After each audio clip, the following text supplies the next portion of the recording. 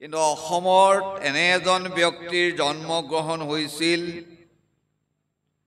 যাক অসমৰ প্ৰতিজন ব্যক্তিয়েও নিজৰ বুকুৰ মাজত হিয়াৰ আমঠু হিচাপে আৱৰি লৈ আছিল। কালশক্তিৰ প্ৰভাৱ সৎ বস্তু বেছি দিন বৰ্তি নাথাকে বুলি শাস্ত্ৰত প্ৰতিজনৰ মনত এটাই ভাৱ, কেনেকৈ ঘটনাটো ঘটিল তাৰ উচিত বিচাৰ হ'ব লাগে, উচিত দোষীয়ে শাস্তি পাব লাগে।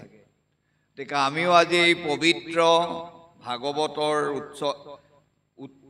ভাগৱতৰ এই পবিত্ৰ দিৱসৰ পৰাই আহ্বান জনাইছোঁ, প্ৰভুৰ ইচ্ছাত সকলো কাৰ্য সাধিত হয়। মৈশ্বাদিলক্ষণম ওম শ্ৰী গুৰৱে নমঃ।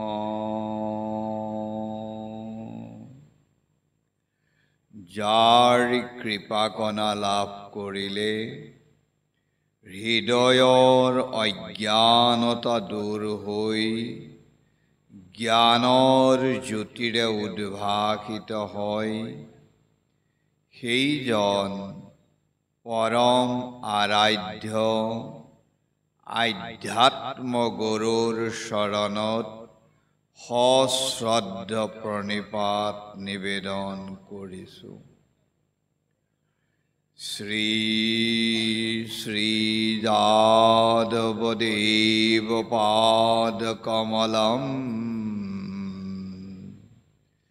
তদ্ভক্তভৃঙ্গালয়ম প্ৰেমাস্বাদনমাদনাতনুগতৈ গীতধ্বনিধানিতম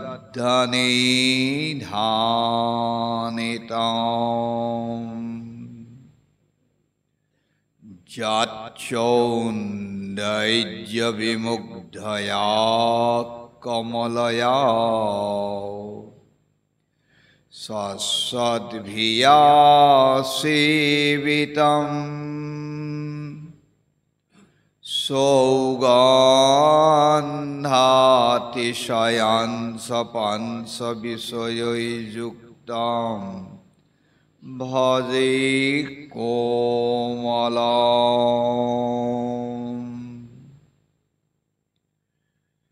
যিজন নিৰাকাৰ নিৰ্গুণ হৈও সাকাৰ সগুণ ৰূপেৰে সৌ-সিদিনা কংসৰ কাৰাগাৰত দৈৱকী আৰু বসুদেৱক পিতৃ মাতৃৰূপে স্বীকৃতি প্ৰদান কৰি পূব দিশত পূৰ্ণ চন্দ্ৰ উদয় হোৱাৰ দৰে আবিৰ্ভাৱ হৈছিল। উপদেশতকৈ আৰ্হি শ্ৰেষ্ঠক প্ৰতিপন্ন কৰিবলৈ দুষ্টক দমন আৰু শান্তক পালনেৰে এখন সুস্থ সবল সমাজ প্ৰতিষ্ঠা কৰিছিল। সেইজন পূৰ্ণ কৃষ্ণৰ চৰণত সশ্ৰদ্ধ দণ্ডৱত নিবেদন কৰি আমি আমাৰ শ্ৰদ্ধা নিবেদন কৰিছোঁ। মেছাগৰ উজনি চুক নামঘৰৰ উপৱেশন কৰি থকা আপোনালোকৰ জড় দেহসমূহক যি শক্তিয়ে চৈতন্যমণ্ড কৰি ৰাখিছে, সেই চৈতন্যাত্মক শক্তিৰ আধাৰ স্বৰূপ আপোনালোকক সাক্ষাৎ নৰৰূপী নাৰায়ণ ৰূপে জ্ঞান কৰি আমি আমাৰ শ্ৰদ্ধা নিবেদন কৰিছোঁ। শাস্ত্ৰত উল্লেখ কৰিছে, দেৱতো তীৰ্থত কৰি ভকত সেবৰ, ভকতক ভজিলে গুচয় কৰ্মজৰ। দেৱতা আৰু তীৰ্থতকৈও ভকতক শ্ৰেষ্ঠ স্থান প্ৰদান কৰিছে। এনে ভগৱন্তও যাৰ অনুগত হৈ থাকে, সেই বৈষ্ণৱ ভকতসকললৈ আমি পুনৰবাৰ শ্ৰদ্ধা নিবেদন কৰিছোঁ।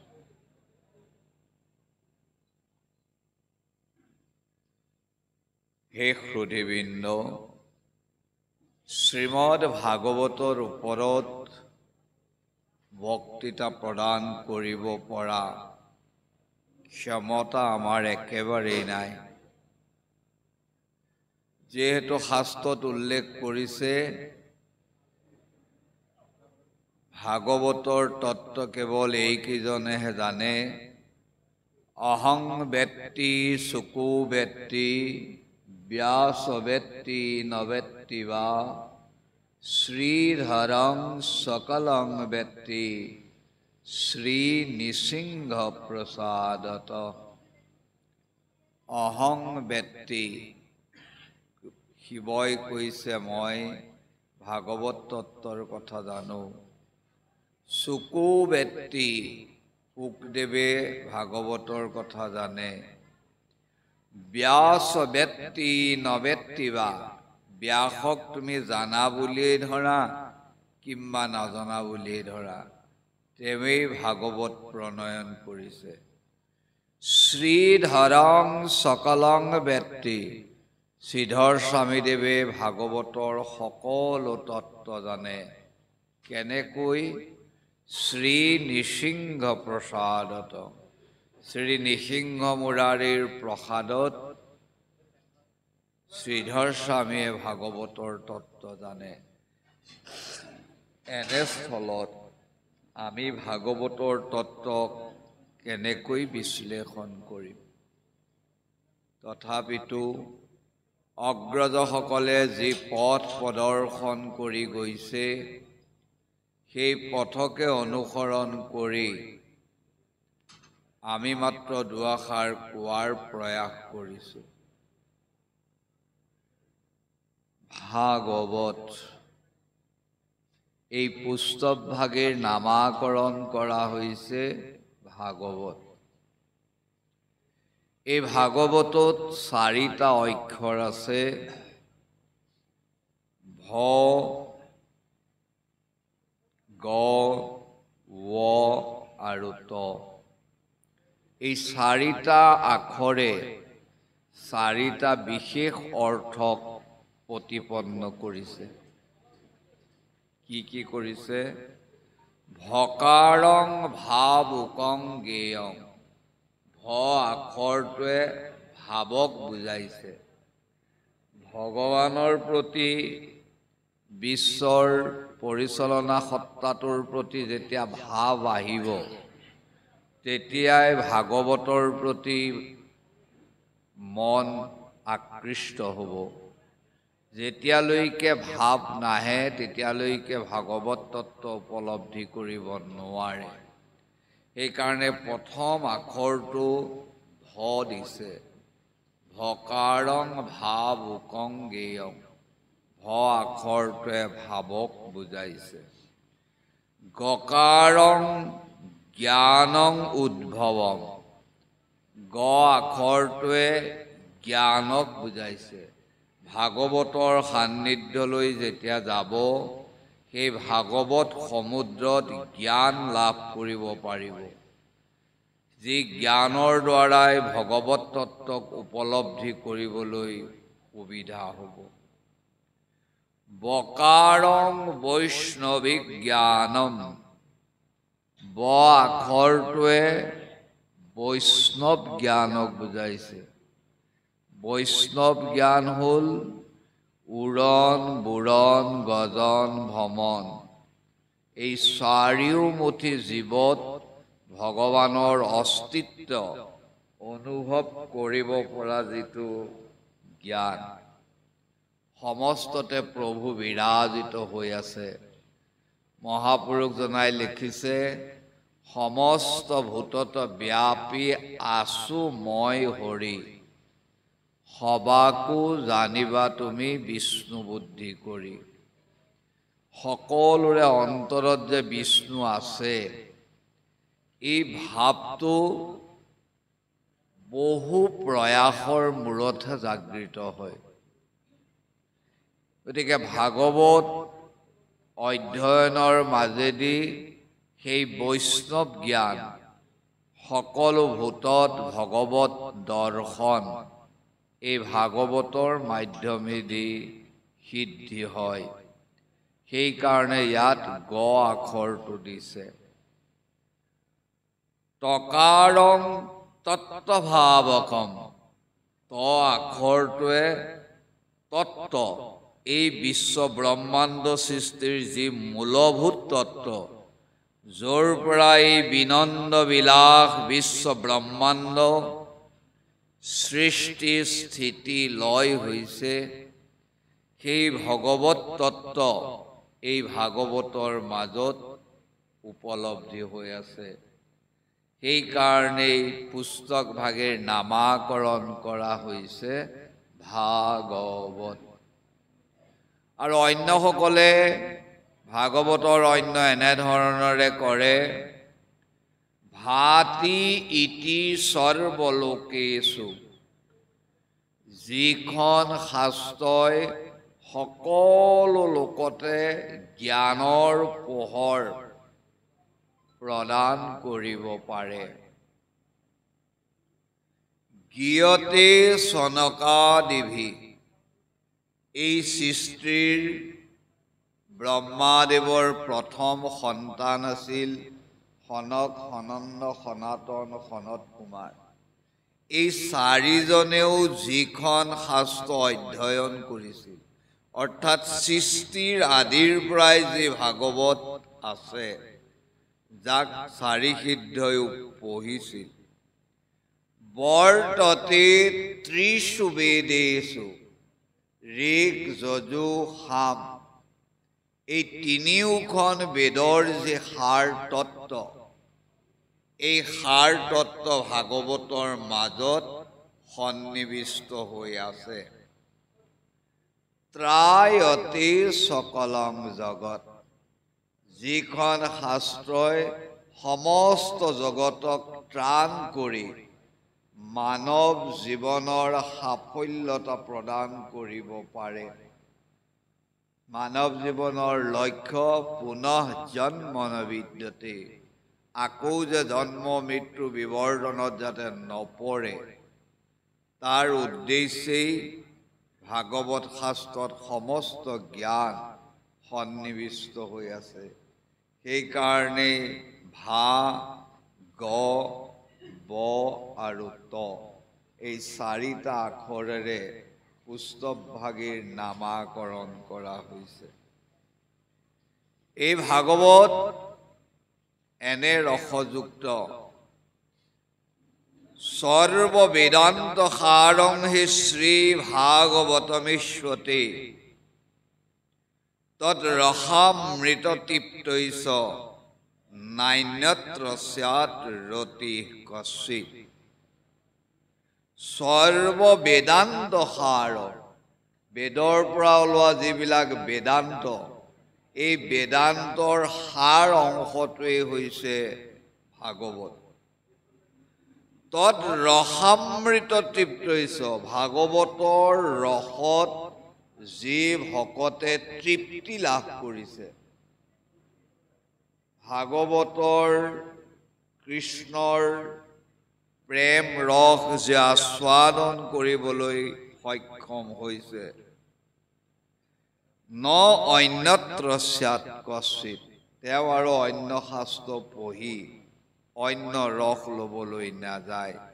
তেওঁ সকলোতে কেৱল ভাগৱত জ্ঞানৰ মাধ্যমেদি সকলো কাৰ্য সম্পাদন কৰে। সেইকাৰণে উল্লেখ কৰিছে ভাগৱতক স্বৰ্গে সত্যে সকৈলাসে বৈকুণ্ঠে নাস্তি অয়ং ৰস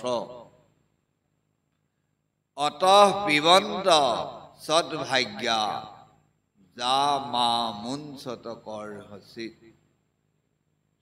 স্বৰ্গত, সত্যলোকত, কৈলাসত, অন্য কি বৈকুণ্ঠতো এনে ৰস নাই যি ভাগৱতৰ সমান অমৃত তুল্য পূৰ্ণ জ্ঞান সদৃশ ৰস পোৱা যায়। গতিকে সকলো শাস্ত্ৰতকৈ ভাগৱতেই হ'ল শ্ৰেষ্ঠ গ্ৰন্থ। এই ভাগৱত আৰু আমাৰ আৰাধ্য দেৱতা কৃষ্ণ, এই দুয়োজনেই অভিন্ন।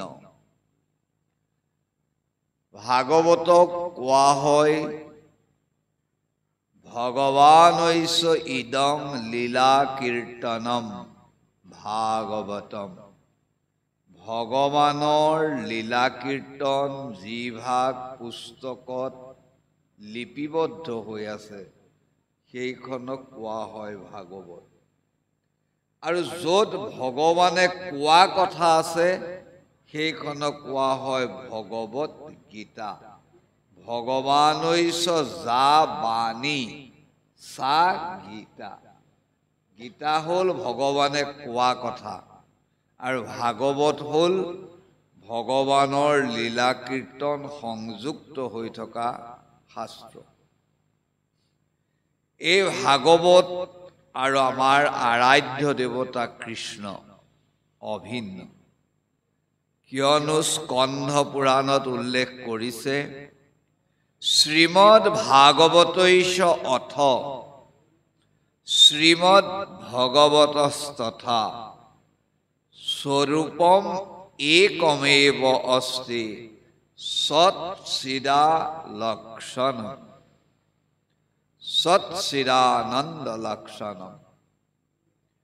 শ্ৰীমদ ভাগৱত আৰু ভগৱান কৃষ্ণ দুয়োটাই সৎ, চিত আৰু আনন্দ স্বৰূপ। ভাগৱতো সৎ, চিত, আনন্দ স্বৰূপ আৰু ভগৱানো সৎ, চিত আৰু আনন্দ স্বৰূপ। অন্যহাতে পদ্ম পুৰাণত উল্লেখ কৰিছে শ্ৰীমদ ভাগৱতৈক্য অয়ং প্ৰত্যক্ষ কৃষ্ণ এব। শ্ৰীমদ ভাগৱত শাস্ত্ৰখন প্ৰত্যক্ষই কৃষ্ণদেৱ। আমি যেনেকে এই শৰাইখন আমাৰ নিজৰ চকুৰ আগত দেখিছোঁ তেনেকৈ ভাগৱতত আমি পূৰ্ণ কৃষ্ণ ভগৱানক দেখোঁ। সেইকাৰণে বাংমূৰ্তি ৰূপে ভাগৱতৰ আগত পদ সুন্দৰকে কৰি থৈছে। ভাগৱত আৰু ভগৱান অভিন্ন।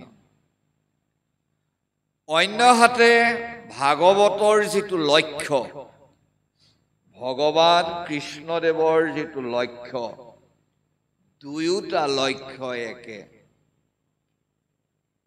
ভগৱানৰ লক্ষ্য কি? যেতিয়া কংসৰ কাৰাগাৰত পূৰ্ণ কৃষ্ণ ভগৱান আবিৰ্ভাৱ হৈছিল তেতিয়া পিতৃয়ে স্তব কৰাৰ পিছত মাক দৈৱকীয়ে স্তব কৰিছিল। কি বুলি স্তব কৰিছিল? স্বতং সাক্ষাৎ বিষ্ণু আধ্যাত্মদীপ। তুমি সাক্ষাতেই বিষ্ণু, সকলোতে তুমি ব্যাপী আছা। কেনে ৰূপত? আধ্যাত্মদীপ। আধ্যাত্মিক জ্ঞানৰ বন্তি প্ৰজ্বলনেৰে সকলোকে আধ্যাত্মিক জ্ঞান প্ৰদান কৰি। তোমাৰ লক্ষ্য উদ্দেশ্য হ'ল আধ্যাত্মিক জ্ঞান প্ৰদান কৰা। অৰ্থাৎ মই কোন, মই ক'ৰ পৰা আহিলোঁ, মই ক'লৈ যাম, মোৰ কৰণীয় কি, মোৰ দেহ, মোৰ জীৱ, মোৰ পৰমাত্মাৰ পৰিচয় তুমি প্ৰদান কৰা। আৰু ভাগৱত যেতিয়া নৈমিষাৰণ্যত সূতে শৌনক আদি ঋষিসকলক ভাগৱত কৈছিল তেতিয়া সূতে কৈছিল আধ্যাত্ম দীপম অতি তিতিৰ শতাং তমন্ধম এই মায়াৰ অন্ধকাৰত আবৃত হৈ থকা এই সংসাৰৰ একমাত্ৰ জ্ঞানৰ জ্যোতিৰে উদ্ভাসিত কৰা শাস্ত্ৰ হ'ল ভাগৱত যি ভাগৱত আধ্যাত্মদীপ ভগৱান কৃষ্ণদেৱ আধ্যাত্মদীপ আৰু ভাগৱত শাস্ত্ৰও আধ্যাত্মদীপ গতিকে এইফালৰ পৰা চালে দুয়োজনৰ লক্ষ্য উদ্দেশ্য একেই এই ভাগৱতৰ সৃষ্টি কেতিয়া হৈছিল ক'ত ভাগৱতৰ শুভাৰম্ভৰা আমি আজি ভাগৱত পাইছো যেতিয়া আমাৰ মৃত্যু হয় তেতিয়া আমি কওঁ যে আমাৰ আত্মা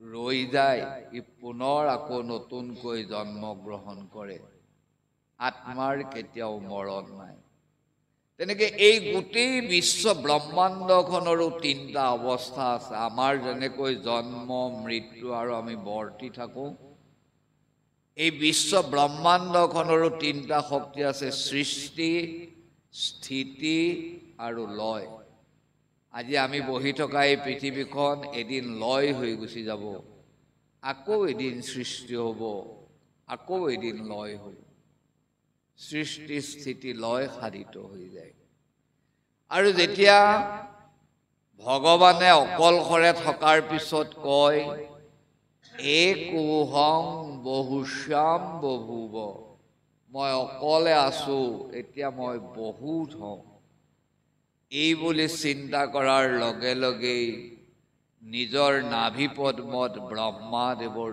সৃষ্টি হয় আৰু সেই ব্ৰহ্মাদেৱে কি কৰোঁ কি নকৰোঁ একো বুজি নোপোৱাত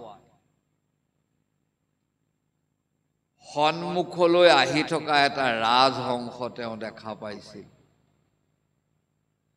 আৰু সেই ৰাজহংসটোক ব্ৰহ্মাদেৱে প্ৰশ্ন কৰিছিল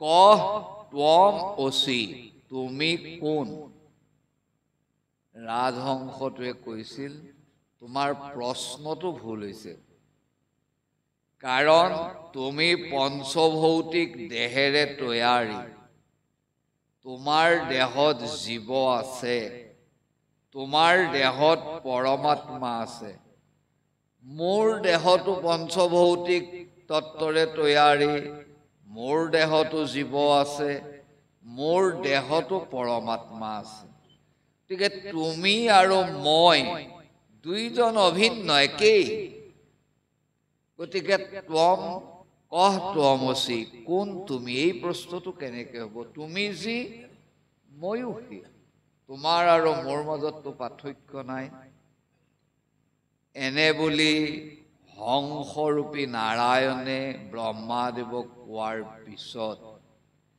জ্ঞান প্ৰদান কৰিবলৈ 4টা শ্লোক কৈছিল হংস নাৰায়ণে ব্ৰহ্মাক আৰু সেই 4টা শ্লোককে কোৱা যায় চতুশ্লোকী ভাগৱত 4টা শ্লোকেৰে সৃষ্টিৰ পাতনি হৈছেহে তেতিয়াই ভাগৱতৰ শুভাৰম্ভ হৈছে হংস নাৰায়ণে কি 4টা শ্লোক ক'লে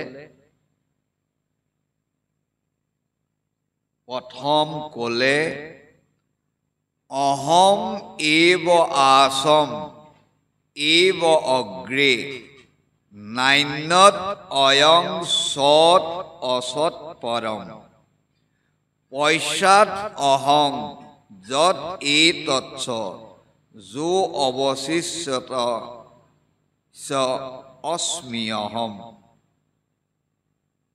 প্ৰথম হংসনাৰায়ণে ক'লে মহাপ্ৰলয়ত আমিয়ে আছিলোঁ অৰ্থাৎ মহাপ্ৰলয় ধ্বংসৰ সময়ত ময়েই অৱশিষ্ট আছিলোঁ কাৰ্যকাৰণৰ অতীত ব্ৰহ্মবস্তু আমিয়েই সৃষ্টি কৰিবলৈ লগা কাৰ্য আৰু কাৰণৰ মূল সত্তাটো হলো আমি সৃষ্টিৰ পাছতো আমিয়েই থাকিম সৃষ্টিত আমাৰ ব্যতিৰেকে অন্য থাকে আমি সকলোতে বৰ্তি থাকিম আমাৰ ব্যতিৰেকে জগতৰ অস্তিত্ব নাই মই যতেই নাথাকো সি সেইটো মৰাশলৈ পৰিৱৰ্তন হ'ব প্ৰলয়ৰ পাছতো আমিয়েই থাকিম যেতিয়া আকৌ প্ৰলয় হৈ যাব তেতিয়া আমিয়েই থাকিম অৰ্থাৎ হংসনাৰায়ণে প্ৰথম ভাগৱতৰ জ্ঞানটো দিলে যে সৃষ্টিৰ আদিটো মই আছো সৃষ্টিৰ মধ্যতো মই আছো আৰু সৃষ্টিৰ শেষত মইয়েই থাকিম ভাগৱতৰ মূল তত্ত্ব এইটোৱেই অৰ্থাৎ আপোনাৰ হৃদয়তো ভগৱান আছে মোৰ হৃদয়তো ভগৱান আছে গছজোপাৰ হৃদয়তো ভগৱান আছে কুকুৰটোৰ হৃদয়তো ভগৱান আছে এইটো হ'ল ভাগৱতৰ প্ৰথম শ্লোক দ্বিতীয় শ্লোকটোত কি ক'লে দ্বিতীয় শ্লোকটোত ক'লে ৰীতে অৰ্থে যত প্ৰতীয়তে ন প্ৰতীয়ত সাত্মনি তদ বিদ্যাত আত্মনো মায়াং যথা আভাসু যথা তম দ্বিতীয়ত পৰিচয় কৰি দিলে মায়াক যাৰ কাৰণে আমি দেখিও নেদেখাৰ নিচিনাকে থাকো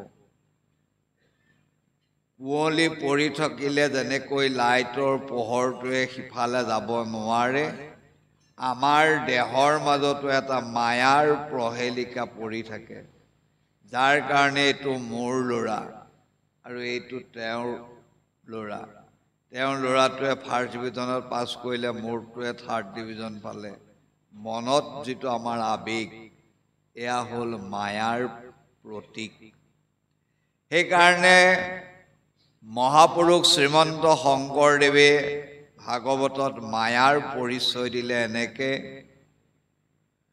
অবস্তুক দেখে বা দেখাৱয় বস্তুক আৱৰি এহিকে মোহৰ মায়া জানা নিষ্ঠ কৰি নথাকোতো দেখি যেন চন্দ্ৰমা দুতয় থাকিতো ৰাহুক যেন কেহু নেদেখয় এহি মতে মায়া আৰ কৰি ঈশ্বৰক আশাৰ বিষয়তাক দেখে জীৱক অৰ্থাৎ চন্দ্ৰ এটাই আমি কেতিয়াবা পানীত দেখো কেতিয়াবা চকুত কিবা জিলমিল থাকোঁতেনো দুটা চন্দ্ৰ দেখো এই যে এটা চন্দ্ৰ তাক দুটা দেখো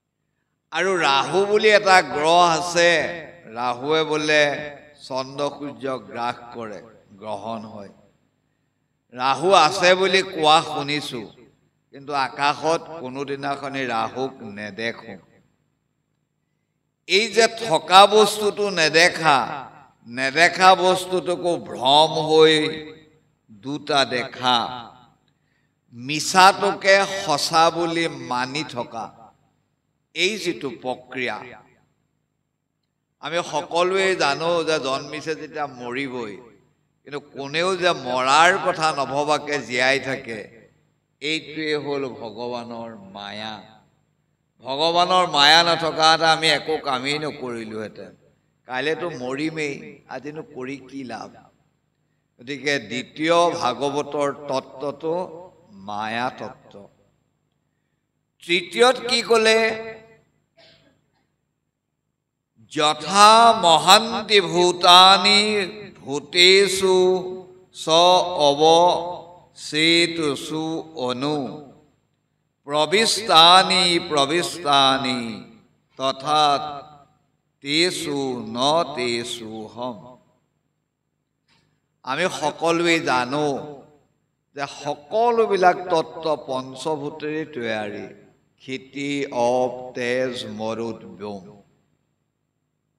আৰু আমি বাহিৰতো আটাইকেইটাকে দেখোঁ পৃথিৱীক দেখিছোঁ অগ্নিক দেখিছোঁ পানীক দেখিছোঁ বায়ুক দেখিছোঁ গতিকে তত্ত্ববিলাক যেনেকৈ পঞ্চভূতৰে মোৰ দেহাটো তৈয়াৰ হৈছে চৰাই দেহটো তৈয়াৰ হৈছে আৰু বাহিৰতো পঞ্চভূত বৰ্তি আছে তেনেকৈ মই এই বিশ্ব ব্ৰহ্মাণ্ডৰ ভিতৰতো থাকোঁ আৰু বাহিৰতো থাকোঁ পঞ্চভূত যেনেকৈ সকলোতে বৰ্তি আছে তেনেদৰে দেৱতা মনুষ্য আদি দেহসমূহত পঞ্চ মহাভূতৰ দ্বাৰা গঠিত অন্যহাতে পঞ্চ মহাভূত ভিন্ন ভিন্ন ৰূপত বৰ্তমান আমিও সেইদৰে জগততো বৰ্তি আছোঁ আৰু তাৰ বাহিৰেও বৰ্তি আছোঁ গতিকে ভগৱান কেনেকুৱা ভগৱানৰ অস্তিত্ব ক'ত তাক ৩ নম্বৰ শ্লোকটোৰ মাধ্যমেদি হংস নাৰায়ণে বুজাই দিলে আৰু ৪ নম্বৰটোত কি ক'লে এতাৱৎ এব জিজ্ঞাসাং তত্ত্ব জিজ্ঞাসুনাত্মনা অন্যয় ব্যতিৰেকাভ্যাং যৎ স্যাৎ সৰ্বত্ৰ সৰ্বদা যি ব্যক্তিয়ে আমাৰ তত্ত্ব অনুভৱ কৰিবলৈ ইচ্ছা কৰে তেওঁ গুৰুৰ ওচৰত এনে শিক্ষা গ্ৰহণ কৰক যিটো সদায় সকলো অৱস্থাতে সম্ভৱ হ'ব পাৰে অৰ্থাৎ জীৱনৰ গতিপথ নিৰ্ণয় কৰিবলৈ হ'লে গুৰুক আশ্ৰয় কৰিব লাগিবই গুৰুৰ ব্যতিৰেকে জীৱনৰ গতিপথ কেতিয়াও পূৰ্ণতা লাভ নহয় গতিকে ভগৱানৰ অস্তিত্ব মায়াৰ অস্তিত্ব ভগৱানৰ স্বৰূপ আৰু ভগৱত তত্ত্বলৈ গুৰুৰ আৱশ্যকতা এই ৪টা বস্তুৰে ভাগৱতখন সৃষ্টি কৰি হংস নাৰায়ণে ব্ৰহ্মাক দিলে সৃষ্টিৰ আদিতেই ভাগৱত আছিল কাইটো আছিল তিনি অকণমান ৪টা শ্লোক তেতিয়া ব্ৰহ্মাদেৱে চিন্তা কৰিলে যে এই ৪টা শ্লোকৰ মাজত মানৱে উপলব্ধি কৰিব নোৱাৰিব সেইকাৰণে তেওঁৰ নিজৰ পুত্ৰ মানস পুত্ৰ নাৰদক মাতি আনি ক'লে তম এতদ বিপুলি কুৰু তুমি এই ৪টা শ্লোকক নিয়ে বাহুল্য কৰি পেলাই এখন কিতাপ প্ৰণয়ন কৰা আৰু সেই প্ৰণয়ন কৰিবলৈ দিয়া দায়িত্ব দেৱৰ্ষি নাৰদে লৈ গৈ ব্যাসদেৱক পালে তেওঁ ১৭খন পুৰাণ লেখি শেষ কৰিলে কৰিও মনত শান্তি নাই সেইকাৰণে তেওঁক গৈ পেলাই ক'লেগে যে তুমি এটা সংকল্প লোৱা লৈ পেলাই এখন কিতাপ কৰা মই তাৰ সাৰ বস্তুটো লৈ আহিছোঁ ব্ৰহ্মাদেৱে মোক দি পঠিয়াইছে সেই ৪টা শ্লোক ব্ৰহ্মাদেৱক দিয়াত ব্ৰহ্মাদেৱক সংকল্প কৰালে এই বুলি যথা হৰৌ ভগৱতী নৃণাং ভক্তি ভৱিষ্যতি সৰ্বাত্মনি অখিলাধাৰে ইতি সংকল্প বৰ্ণয় প্ৰথম ভাগৱত ক'বলৈ দিওঁতেই কি সংকল্পটো দিছে যথা হৰৌ ভগৱতী যাতে ভগৱান শ্ৰীহৰিৰ প্ৰতি নৃণাং ভক্তি ভৱিষ্যতি মানুহৰ ভক্তিভাৱ জাগৃত হয় কোনজন ভগৱান সৰ্বাত্মনি অখিলাধাৰী সকলোৰে আত্মাত থকা যিজন ভগৱান স্বৰ্গত থকা বৈকুণ্ঠত থকা ব্ৰজত থকা ভগৱানৰ কথা কোৱা নাই সৰ্বাত্মনি অখিলাধাৰে সকলোৰে আত্মাত থকা যিজন ভগৱান সেই আত্মেশ্বৰ ভগৱানৰ ওপৰত যাতে ভগৱানৰ ভক্তিভাৱ মানৱৰ ভক্তিভাৱ জাগৃত হয় তাৰ ব্যৱস্থা কৰা।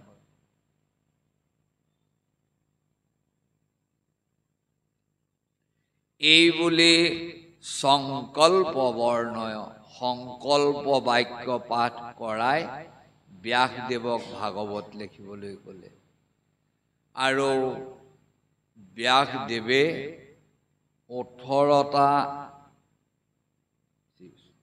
12 স্কন্ধ 335টা অধ্যায় 18,000 শ্লোকেৰে ভাগৱতখন প্ৰণয়ন কৰিলে। আৰু সেই ভাগৱতখন যদিও তেওঁ যোগী তথাপিতো শুকদেৱক ব্যাসদেৱে পঢ়ুৱালে। আৰু তাৰ পিছত ওচৰলৈ আহিলোঁ। পৰীক্ষিতে যেতিয়া শাপগ্ৰস্ত হ'ল 7 দিনত তেওঁৰ মৃত্যু হ'ব, তেতিয়া তেওঁ সকলো মায়া মোহ ত্যাগ কৰি গংগাৰ পাৰলৈ আহিল, যি গংগা শতসিদ্ধ হিচাপে পবিত্ৰ। আৰু যিজন আহি বহিল সেইজন হ'ল বিষ্ণুৰাত, যিজনে মাতৃৰ গৰ্ভত থাকোঁতেই ভগৱানক দেখিছিল। অস্বস্থমাই ব্ৰহ্মস্ত্ৰ মাৰোতেন ভগৱানে গদাৰে ৰখি আছিল, সেইকাৰণে নাম পাইছিল বিষ্ণুৰাত। মাতৃৰ গৰ্ভতে ভগৱান দেখা সেইজন হ'ল পৰীক্ষিত। এই দুইজন গংগাৰ পাৰত পৰীক্ষিত জন্ম হোৱাৰ পিছত আহিল শুকদেৱ, যিজন মায়াৰ পৰা আঁতৰত জন্ম হৈ আঁতৰি গৈছে, মায়াই স্পৰ্শ কৰিব। পিছত ভগৱানে ক'লে তোমাক মায়াই নচুৱে। সেইকাৰণে উলংগত হৈ তেওঁৰ জীৱন নিৰ্বাহ কৰি শেষত 3 আঙুল মাত্ৰ কপিন এডাল পিন্ধিলেগে। এই শুকদেৱে ভাগৱত ক'লে।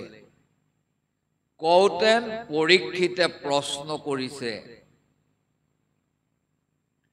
এই প্ৰশ্নবিলাক আছিল এনেধৰণৰ। প্ৰথম প্ৰশ্নটো হ'ল, শুকদেৱক পৰীক্ষিতে প্ৰশ্ন কৰিলে, ততঃ বিশ্বামি সংসিদ্ধিং যোগিনাং পৰমং গুৰুম পুৰুষৈষ ইহ যৎ কাৰ্যং ম্ৰিয়মানৈষ সৰ্বথা। এই সকলো মানৱ মৃত্যুৰ মুখলৈ গৈ আছে। আজি আপুনি, কাইলৈ মই, পৰহিলে তেওঁ। এই মৃত্যুগামী প্ৰজাবৰ্গই কি কৰিলে মৃত্যুৰ কবলৰ পৰা হাত সাৰিব পাৰিব? ততঃ বিশ্বামি সংসিদ্ধিং, মই তোমাক সেই সংসিদ্ধুৰ কথা সুধিছো। যোগিনাং পৰমং গুৰু, যোগীসকলৰ ভিতৰত সেই পৰম গুৰু। পুৰুষৈষ ইহ যৎ কাৰ্যং, মানুহৰ কি কাৰ্য? ম্ৰিয়মানৈষ সৰ্বদা, সদায় মৃত্যুৰ মুখলৈ গতি কৰি থকা মানুহে কি কৰিব লাগে? শুকদেৱে বৰ আনন্দ পালে। 7 দিনত মৰিব খোজা মানুহটোৱে নিজৰ কথা নুসুধি মৃত্যুকামী মানৱৰ মংগলৰ কথা চিন্তা কৰিছে। যেতিয়া মানুহে নোকৰ কথা চিন্তা কৰে তেতিয়া মানুহ মহান হয়, আৰু যেতিয়া নিজৰ কথাই কেৱল চিন্তা কৰে তেতিয়া তেওঁ মহান হ'ব নোৱাৰে। তেতিয়া শুকদেৱে কৈছিল, তুমি বৰ ডাঙৰ প্ৰশ্ন কৰিলা আৰু মই বৰ আনন্দিত হৈছোঁ। কি কৰিব লাগিব? তস্মাৎ ভাৰত সৰ্বাত্মা ভগৱান ঈশ্বৰো হৰি শ্ৰোতব্য কীৰ্তিতব্যস্য স্মৰ্তব্যস্য ইচ্ছতা অভয়ম ইচ্ছতা অভয়ম মৃত্যুলৈ ভয় নকৰিবলৈ হলে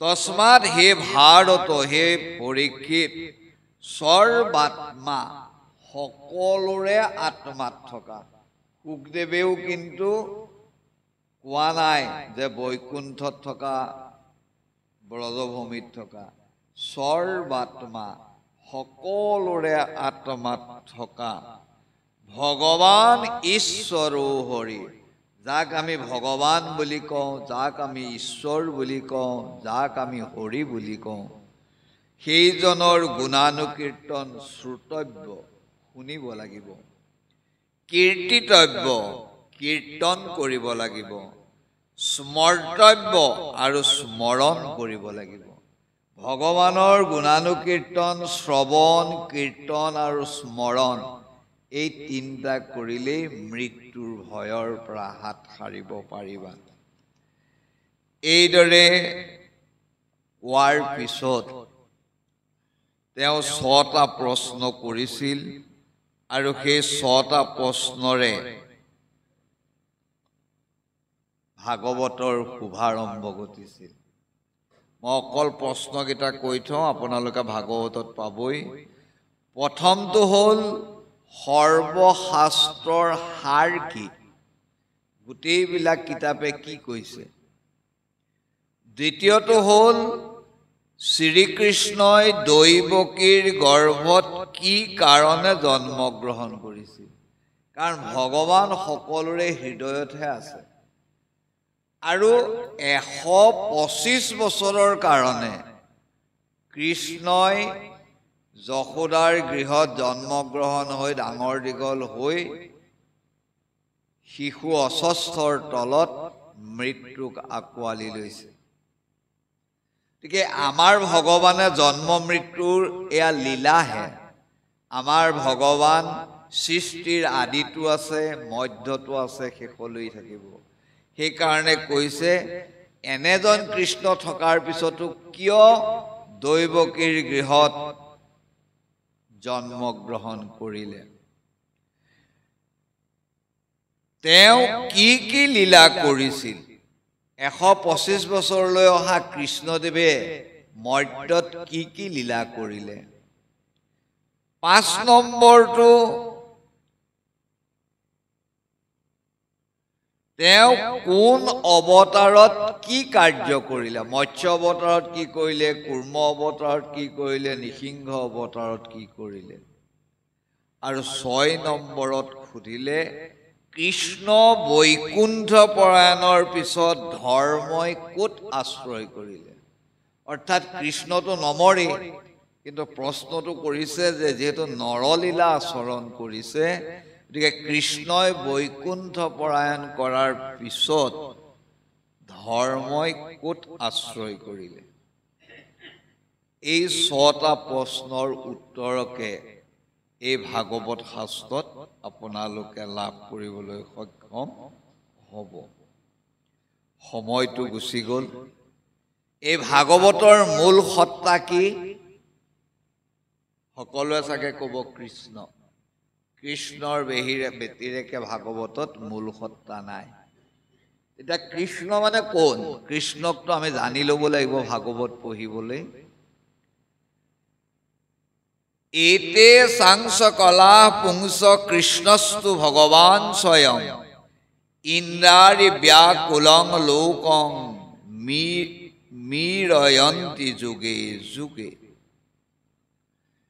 কৃষ্ণই হ'ল পূৰ্ণকলা ভগৱান যিজনে অসুৰ অৰ্থাৎ অসৎসকলক দমন কৰি সৎসকলক প্ৰতিষ্ঠা কৰিবলৈ যিজন আহিছিল তেওঁকে কৃষ্ণ বুলি কোৱা হয় আৰু কৃষ্ণ শব্দটোৰ বৰ্ণগত অৰ্থ হ'ল কৃষি ভূবাচক শব্দ কৃ শব্দটোৱে পৃথিৱীক বুজায় ন নিবৃত্তিবাচক নটোৱে সংসাৰৰ পৰা মুক্তি হোৱা বুজায় দয়ুৰ ঐকাত পৰম ব্ৰহ্ম আৰু কৃষি আৰু ন দুইটা গোচ খালে পৰম ব্ৰহ্মক বুজায় কৃষ্ণ ইতিবিধীয়তে সেই পৰম ব্ৰহ্মকেই কৃষ্ণ বুলি কোৱা যায়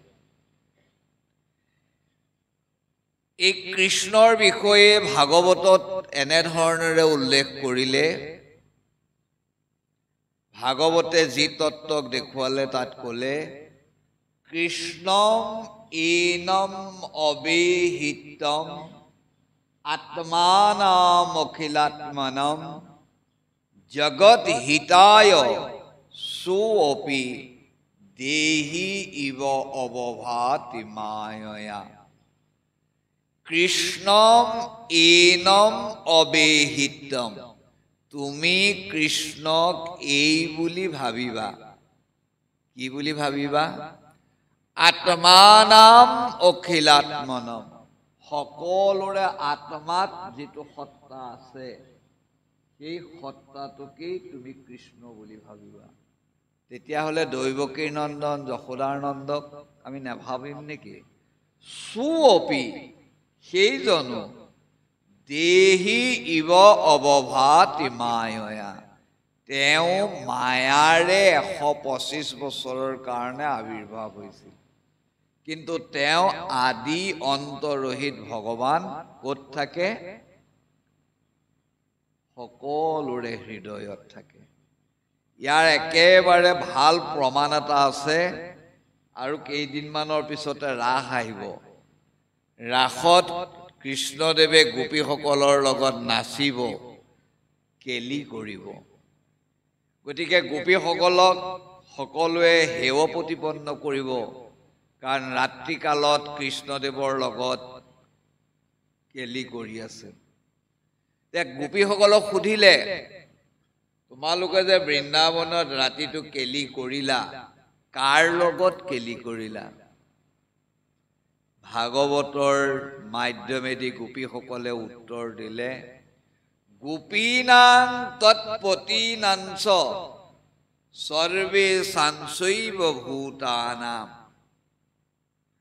जो अंधस्वरते सो अध्यक्ष एस किरण देह भाग गोपीना आमार गोपी सकলৰ অন্তৰত তৎপতিনাংশ আৰু আমাৰ স্বামী সকলৰ অন্তৰত সৰ্বে সাংশৈব ভূতানাম আৰু সকলো ভূতৰ অন্তৰত যহ অন্তঃস্বৰতি যিজন হৃদয়ৰ মাজত বিচৰণ কৰি আছে তেন সহ সেইজনৰ সহিত কিৰণ দেহ ভাগ যিজনে অধ্যক্ষ হিচাপে দেহৰ মাজত থাকে সেইজনে নৰলীলা কৰিছে সেইজনৰ লগত আমি কিৰণ দেহ ভাগ সেইজনৰ লগতহে আমি ৰাসক্ৰিয়া কৰিছোঁ অৰ্থাৎ গোপীয়ে কৰা কৃষ্ণজন গোপীৰ হৃদয়ত থকা তেওঁৰ স্বামীৰ হৃদয়ত থকা আৰু সকলো প্ৰাণীৰ হৃদয়ত থকা অৰ্থাৎ ৰাস এই কেলিয়েই হ'ল কৃষ্ণদেৱেই হ'ল আত্মা আৰু জীৱসমূহেই হ'ল গোপী জীৱই সদায় ভগৱত পাবলৈ আকাংক্ষা কৰিব লাগে একাগ্ৰতাৰে সেইকাৰণে গোপীৰূপী জীৱই আত্মাৰূপী কৃষ্ণক পাবৰ কাৰণে যি কেলি কৰিছিল যাক কাম জয়ী কেলি বুলি কোৱা হয় অৰ্থাৎ যাক শুনিলে চালে মনৰ পৰা কাম ভাৱ নাইকিয়া হয় কাম জাগৃত নহয় সেয়াই হ'ল কৃষ্ণ এই কৃষ্ণক কেনেকে পাব কৃষ্ণক পোৱাৰ একমাত্ৰ লক্ষণ ভাগৱতত ক'ব কেৱল ভক্তিৰ মাজেদিহে ভগৱানক পাব পাৰি ভক্তি কাক কয় কৃষ্ণক চিনি পালো নিজৰ হৃদয়তে আছে কিন্তু ভক্তি কৰিবলৈতো চিনি পাব লাগিব তেতিয়া ক'লে স্বপৰানুৰক্ত ঈশ্বৰে, ঈশ্বৰৰ প্ৰতি যিটো আসক্তি, ঈশ্বৰৰ প্ৰতি যিটো মানসিক ভাৱ, সেইটোকে ভক্তি বুলি কয়। সা তস্মিন পৰম প্ৰেম ৰূপা, যেতিয়া সেই ভাৱটো গৈ গৈ গ্ৰাহ হৈ উঠিব, কৃষ্ণক এৰিব নোৱাৰা হ'ব, তেতিয়া সেইটোক ক'ব প্ৰেম ভক্তি। ভাগৱতত কৃষ্ণৰ তত্ত্বত সেই প্ৰেম ভক্তিলৈ উত্তোলন হৈছিল ব্ৰজৰ গোপীসকল। আৰু সেই শংকৰাচাৰ্যই কৈছে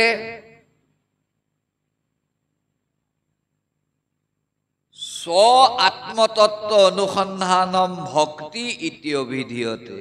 নিজৰ আত্মতত্ত্ব অনুসন্ধান কৰি মই কোন, মই কলৈ গ'লো, কি হ'ব, এই আত্মতত্ত্ব অনুসন্ধানৰ যিটো প্ৰক্ৰিয়া, তাকেই ভক্তি বুলি কয়।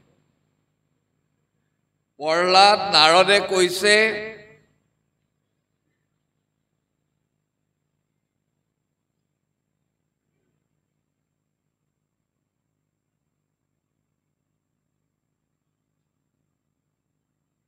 বিষ্ণু মমতা প্ৰেম সংগত ভক্তি ইতি উচ্যতে ভীষ্ম প্ৰহ্লাদ উদ্ধৱ নাৰদ।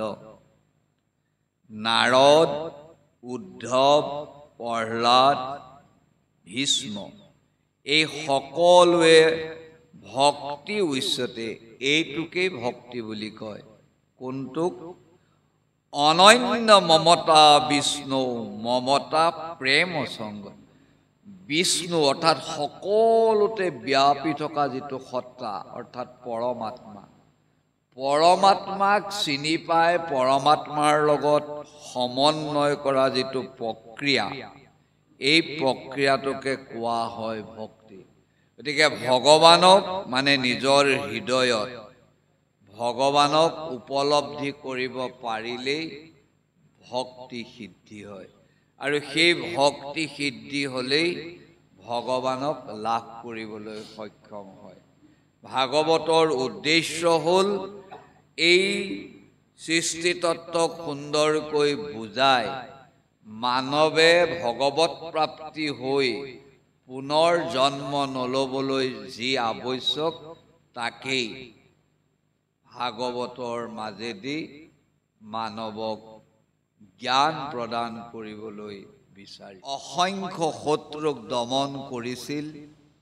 সেইখনৰ নাম নৈমিষাৰণ্য।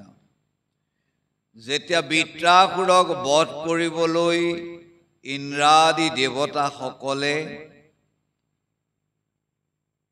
দধিচীৰ ওচৰলৈ গৈছিল, দধিচীয়ে কৈছিল মোৰ দেহটো দিয়াত আপত্তি নাই, মোৰ মনত এটা ভাৱ আছে, ভাৱটো পূৰাই ল'ব লাগিব। কি ভাৱ? যে মই সকলো তীৰ্থতে গৈ এবাৰ স্নান কৰাৰ ভাৱ কৰিছোঁ। আৰু তেতিয়া ইন্দ্ৰাদি দেৱতাসকলে যোগৰ মাধ্যমেদি সকলোবিলাক তীৰ্থৰ ফল, তাৰ জলৰাশি আনি একে জেগাতে সংযোগ কৰিছিল। আৰু সেই সংযোগ কৰা জেগাডোখৰ নামেই আছিল নৈমিষাৰণ্য। 3টা আখ্যানেৰে পৰিপূৰ্ণ নৈমিষাৰণ্য। ব্ৰহ্মাদেৱে নিমিটো মাৰি পঠিওৱা সেই পবিত্ৰ জেগাত পৰিছিল। বৰাহৰূপী ভগৱানে নিমিষতে অসংখ্য শত্ৰুক নিধন কৰিছিল। আৰু দধিচীয়ে ইন্দ্ৰাদি দেৱতাসকলে আনি দিয়া সমস্ত তীৰ্থৰ ফলৰ সৰোবৰত, পবিত্ৰ সৰোবৰত স্নান কৰি দধিচীয়ে নিজৰ দেহ ত্যাগ কৰিছিল। যাৰ বজ্ৰৰে বজ্ৰ বনাই বৃত্ৰাসুৰক বধ কৰিছিল। এনে এখন পবিত্ৰ স্থানতেই সূতে শৌনক আদি মুনিসকলক ভাগৱত শ্ৰৱণ কৰাইছিল। আৰু সেইখন ভাগৱতেই সূতে শৌনকাদি মুনিসকলক পাঠ কৰা ভাগৱতেই ইয়াত 8 তাৰিখৰ পৰা 12 তাৰিখলৈকে পাঠ হ'ব আৰু এই পাঠৰ দ্বাৰাই আমাৰ দেশত আমাৰ মাজত যি অসূয়া অশান্তি জাগৃত হৈছে কৃষ্ণৰ গুণানুকীৰ্তনে সকলো ধ্বংস কৰিব পাৰে সেই কৃষ্ণৰ ভাগৱতৰ পাঠে সকলোবিলাক নাইকিয়া কৰি এখন সুস্থ সবল সমাজ প্ৰতিষ্ঠিত কৰিব বুলি আমি আশা ৰাখিছোঁ আজি প্ৰায় এমাহ দিন পাৰ হৈ গৈছে আমাৰ অসমীয়া প্ৰতিজন ব্যক্তিৰ অন্তৰত এটা দুখে দেখা দি আছে সেইটো হ'ল আমি নিজৰ সন্তানটোক কেৱল পিতৃ আৰু মাতৃয়ে নিজৰ আমঠু হিচাপে বুকুত আঁকোৱালি লয় কিন্তু অসমৰ এনে এজন ব্যক্তিৰ জন্মগ্ৰহণ হৈছিল যাক অসমৰ প্ৰতিজন ব্যক্তিয়েও নিজৰ বুকুৰ মাজত হিয়াৰ আমঠু হিচাপে আৱৰি লৈ আছিল কালশক্তিৰ প্ৰভাৱ সৎ বস্তু বেছি দিন বৰ্তি নাথাকে বুলি শাস্ত্ৰত উল্লেখ কৰিছে তেনেদৰে আমাৰ মাজৰ পৰা সেই মহান ব্যক্তিজন আঁতৰ হৈ গ'ল কিন্তু প্ৰতিজনৰ মনত এটাই ভাৱ কেনেকৈ ঘটনাটো ঘটিল তাৰ উচিত বিচাৰ হ'ব লাগে উচিত দোষীয়ে শাস্তি পাব লাগে গতিকে আমিও আজি এই পবিত্ৰ ভাগৱতৰ এই পবিত্ৰ দিৱসৰ পৰাই আহ্বান জনাইছোঁ প্ৰভুৰ ইচ্ছাত সকলো কাৰ্য সাধিত হয় সৃষ্টি স্থিতি লয় সাধিত হয় গতিকে এই সামান্য সকলোৰে অন্তৰৰ বেদনা দূৰ কৰিব পৰা সত্যটো উদ্ধাৰ হওক দোষীয়ে শাস্তি লাভ কৰক তাৰ কামনা কৰি